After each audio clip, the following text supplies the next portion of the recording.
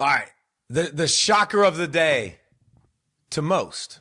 It was not the shocker of the day at C-Ball Get Ball. We called this one right. We're not always right. Almost got the score really close to right. We said 24-21. I think the reasons why we thought this upset could happen was because of a couple reasons. One, Oklahoma, John Mateer getting back, getting healthier, a bye week to prepare. Like, that's a big deal, man. Having that extra week to prepare. We'll get to Texas later. It wasn't a big deal for Texas, but it's a big deal to be able to recover. But coming in, Oklahoma, new to the league, right?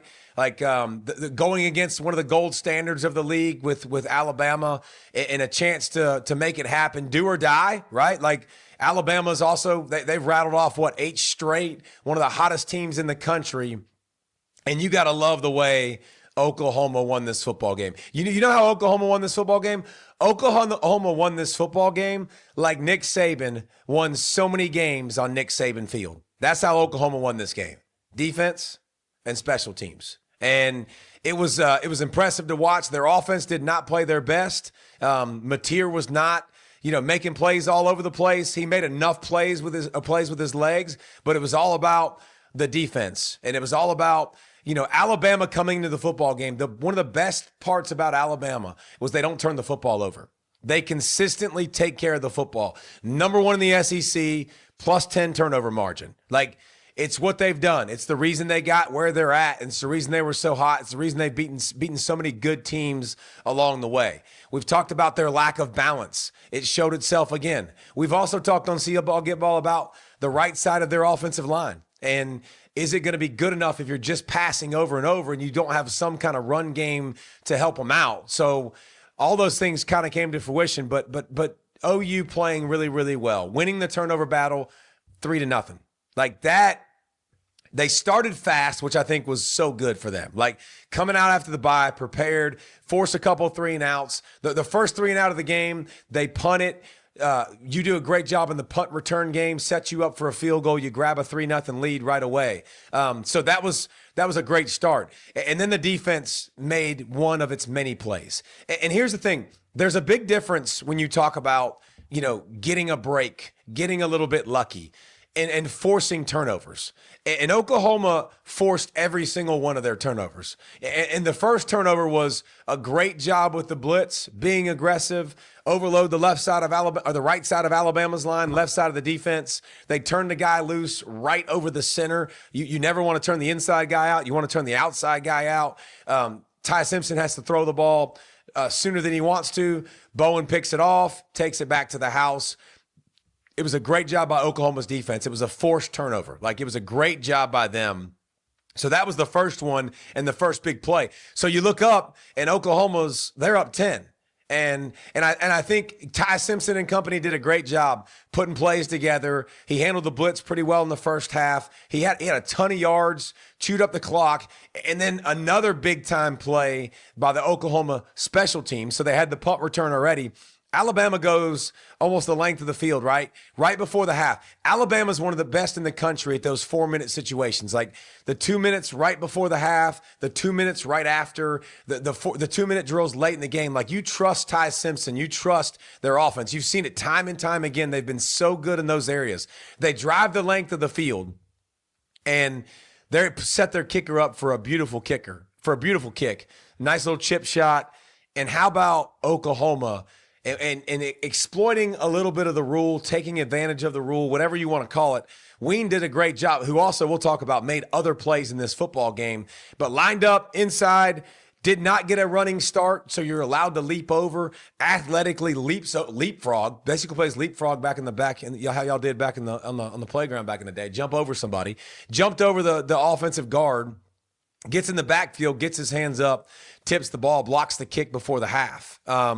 So Alabama was about to take some of that momentum going in, and Oklahoma snatched a little bit away by blocking the kick. And again, this had a lot more to do with Oklahoma's defense than it did with their offense. They They had 251 yards of offense, but so they got the pick six, they got the block kick, they got the forced fumble. Some fumbles are luck, some fumbles are forced. We talked about our boy Rodriguez for Texas Tech, who just keeps punching it out. It's exactly what they did. Punt return, Ryan Williams punched the ball out, ball's laying around. Oklahoma gets to grab the football. Every time it was with a short field too. And then Ween gets another sack. Like, our Mason Thomas doesn't play. You think that will affect Oklahoma to a certain degree, and it didn't. It didn't affect them because they've got so many guys and so much depth up front, especially when Alabama ran so many more plays. But Ween comes off the edge late in the third quarter, gets another strip, ends up being one of the bigger plays. And here's something that I never do. I'm never going to do this. I'm not going to do this very often, ever. I don't want to ever. How about the kicker? How about Oklahoma's kicker? How about Oklahoma's punter? Both of them. Got to give some credit. Now, Sandell is the one who wears basically gym shorts. What do we call those? Tights, basically like underwear out there on the field. It's so short, but he's made over 20 straight kicks in a row, continued to make kicks, made it from 24, two from 20, and then one from 50. Didn't miss. And then how about this? How about Oklahoma's punter? Almost 50 a punt, 3 inside the 20, and the last one late in the game where it made Alabama had to go the length of the field. It was right at the 5-yard line that they downed it. So, I mean, it was literally winning old school, forcing turnovers. The best team doesn't win every week. And Oklahoma might not be a better team and have a better resume than what Alabama has, but they went into Bryant-Denny Stadium and they took care of business. And they went into Neyland Stadium the week before. That's back-to-back weeks now that Oklahoma, back-to-back games, they had a bye week in between, but back-to-back games where they beat ranked opponents and saved their season. We talked about their schedule, man, being brutal. Look at what they just did. And Alabama's not crushed by any stretch. Like, they're not out of this. Now, the tiebreakers, we're going to have to break out that weird website that Wes broke out earlier in the year and try to get all that tiebreaker stuff and jazz. And I mean, that's just a bunch of weirdness that we'll have to sort out. But I think Alabama very much still in this. But the flaws that we saw, Wes, in this team presented themselves again. Like Alabama's inability to run the football, Alabama's offensive line on the right side, some of those things we had some question marks with, and Oklahoma exploited them. You said a few weeks ago you were not going to pick against Bama again the rest of the year, but you clearly saw enough to change your mind on that, and you and Brent were both correct. I did want to say about the SEC standings, like Bama, unless they lose to Auburn, which anything can happen in the Iron Bowl. It can. I mean, we've seen this team this year. I mean, you really expect them to drop both Oklahoma and Auburn? I think that would be pretty unlikely. So it seems like Bama's, except for a surprise, Bama's got a pretty good shot to play in Atlanta.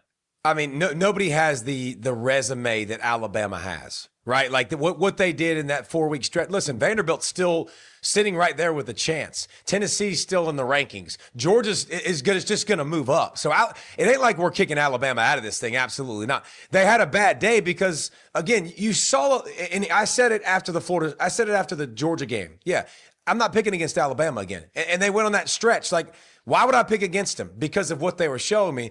I will say this. We saw it with LSU a little bit too, man. They had trouble punching it in the end zone. They had trouble protecting Ty Simpson. And Ty Simpson is really, really good. Hey, Wes, the most impressive thing I saw, the best game plan I saw, maybe next to Georgia's, was how they defended Ty Simpson. I thought it was absolutely brilliant because where is Ty Simpson absolutely elite? Over the middle of the field. He is the best quarterback in the country at attacking over the middle of the field. I love Venable's plan, man. Like, you're going to have to throw the ball outside, and you're going to have to do it consistently, and you'll have to throw it deep. And you saw it late in that drive. He had a chance on that 3rd and 21 to hit that ball on a deep comeback, and he missed it because he doesn't make his hay that much.